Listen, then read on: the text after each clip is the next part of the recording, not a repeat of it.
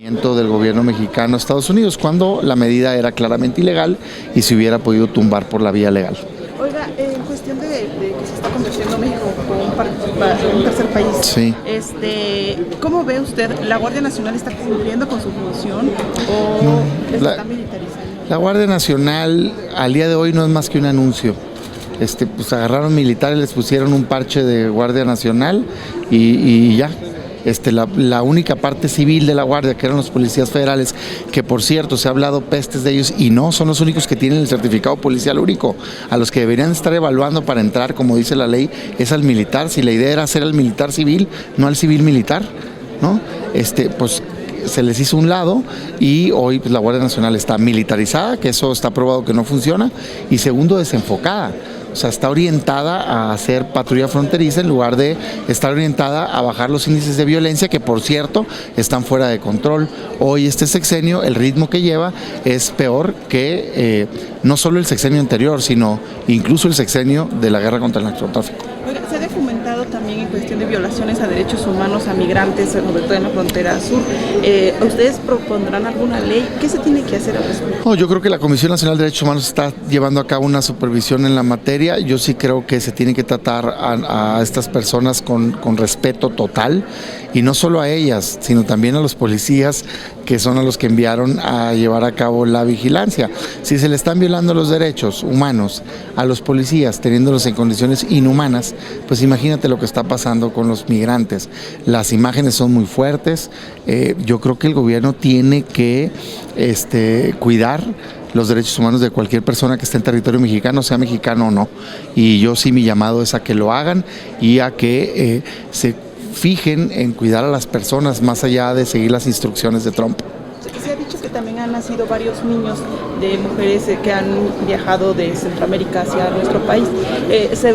¿Tendría que dar garantías a estos niños? No tengo el dato específico, pero sin duda cualquier persona nacida en territorio mexicano tiene todos los derechos. De hecho, cualquier persona, pues, pero como mexicano lo tendría. Senador, preguntarle cuáles son las reacciones respecto al tema de Pemex. Negativo. Te lo digo, nos parece que este plan de negocios pues está lejos de ser un plan. Al día de hoy lo que han presentado pues es una informalidad, es una falta de profesionalismo total, como todo lo que está haciendo este gobierno. Se requiere un documento mucho más sólido técnicamente que pueda justificar esta toma de decisiones. Segundo, pues preocupante que sigue siendo el enfoque, déjame y te salvo yo, ¿no? Pero pues eso va a ser un barril sin fondo en los 3 años que dure esta, digamos, salvamento de parte del gobierno.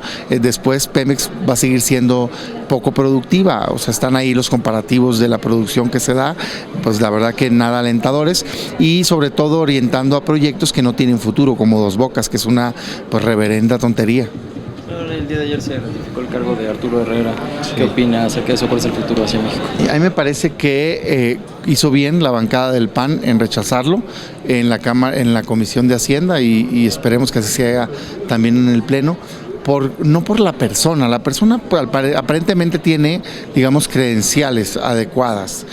A mí me hubiera gustado algo más robusto para este momento tan delicado de la economía mexicana, pero pues sí se reconoce que técnicamente parece una persona, digamos, que ha tenido algunos cargos y demás, que pudiera tener el puesto. Ese no es el problema es la denuncia pública que hace el exsecretario de Hacienda de conflicto de interés, cómo desde Presidencia de la República se imponen a personas, no se hacen las evaluaciones técnicas, hay conflicto de interés y que eso no está esclarecido, y en ese marco quieren que se nombre a alguien más que pareciera que lo único que va a hacer es seguir las instrucciones del presidente. Pues en ese contexto no puede ratificar a alguien. Aquí la pregunta es, ¿va a ser secretario de Hacienda verdaderamente o va a ser simplemente un seguidor de instrucciones del presidente, esté o no de acuerdo? Porque al día de hoy los antecedentes que tenemos sobre su persona son que el presidente no le da el respeto, digamos, a sus opiniones. Ahí está el caso de la tenencia, que afortunadamente, por cierto, se rechazó. Está el caso del fondo minero y está el caso de su opinión sobre Dos Bocas. Las tres, el presidente prácticamente dijo, a ver, a ti no te toca eso, estate en paz. Entonces, pues si eso va a pasar en la Secretaría de Hacienda, pues es indistinto quién esté ahí. Pareciera que el secretario de Hacienda es pues, el presidente Andrés Manuel López Obrador. Se maneja que sigue una recesión en el país. técnicamente la hay. En cuanto salgan los datos del segundo trimestre, es aceptado un criterio de que 2 trimestres seguidos contrayéndose la economía se considera recesión, más allá de lo que opine el presidente, pues. O sea, técnicamente es una recesión. En cuanto estén los datos públicos, que todos los datos indican que así será, pues se confirmaría ello. Claro, recesión es distinto a crisis. Una cosa es que está técnicamente en recesión, son señales de alerta fuertes, y otra cosa es una crisis como la que vivimos en 94, 95 y demás, pero hacia allá va en términos de peligro. Entonces hay que hacerle caso a las señales de alerta. No puede el presidente estar queriendo, con su economía moral, estar guiando el país cuando hay una realidad. Si el inversionista mexicano o extranjero no tiene confianza en el país, no invierte dinero. Y si el inversionista no invierte dinero, no se generan empleos. Y si no se generan empleos, la gente no tiene salario, dinero para pagar las necesidades de su familia. Así de sencillo. Y hoy vamos mal. Los datos de empleo no habían estado tan peor desde hace más de 10 años. Las expectativas de crecimiento están a la baja, y el dato del INEGI de crecimiento industrial pues fue hacia abajo, y un dato muy malo es el de la construcción, 6 puntos negativos. La construcción es un motor del crecimiento económico, genera derrama, genera empleos. Entonces vamos mal. Yo le digo, presidente, es momento de corregir, no sea terco. Corrija ante las señales evidentes de que el país va por un mal camino en materia económica. El tema de Baja California es alarmante. O sea, es de lo más grave que hay, un atentado contra la democracia, y yo creo que en concreto se tienen que hacer 3 cosas. La primera es tumbar esa acción, que no se publique, si se publica, que se caiga en la Corte vía acción de constitucionalidad. La segunda es sancionar a todos los responsables, y cuando digo todos los responsables, digo todos los responsables, del partido que sea, legisladores o no legisladores, el beneficiario, todos los que tuvieron que ver. Hay que investigar las acusaciones graves de supuesto dinero que se dio ahí. Y tercero, hay que evitar el antecedente, por lo que pudiera implicar a nivel nacional para Andrés Manuel, pero también para otros estados. No se han puesto a pensar, si se puede subir así discrecionalmente, entonces también se puede bajar. Entonces, en cualquier congreso que tenga mayoría en oposición, pudiera echar a un lado la votación de los ciudadanos y bajar los periodos de los gobernadores. Qué peligroso, ¿verdad? No, se requiere certeza. Cuando votas por alguien, sabes el tiempo por el cual va a estar ahí, y tienes derecho a elegir un nuevo gobernante cuando se agote ese tiempo. Senador, quiero conocer su opinión. Perdone, creo que me habías preguntado algo tú. Discúlpame. No, si quieres, perdón. En la Comisión de Salud de Diputados se dio a conocer que hay subejercicios del 97% en el sector salud.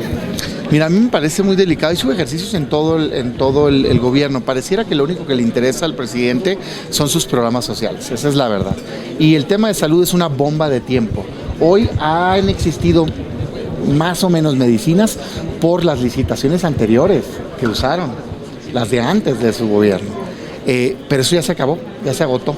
Y el no haber licitado va a traer una crisis que ya se está mostrando que va a costar vidas. Así de sencillo. Si a la gente no le da la medicina que requiere, muchas de ellas mueren. Es un crimen que se esté haciendo eso en salud, es un crimen que exista subejercicio en salud. En sí mismo, perdóname, ¿el subejercicio es un delito? A ver, si se hace, digamos, en que ya tenías aprobado algo y no lo llevas a cabo sin justificar por qué, puede implicar responsabilidad, particularmente administrativa, ¿no? Si por una negligencia de alguien, por no querer hacer, por no hacer algo, mueren personas, yo creo que sí puede haber una responsabilidad, o si hay un daño para las personas, sí se pudiera dar el caso de una responsabilidad. Senador, el senador Martí Batres decía que hay que calificar a las calificadoras nuevamente ante el riesgo de que con el plan de negocios que presentaron ayer, pues existe el riesgo de que baje nuevamente la calificación crediticia de Pemex.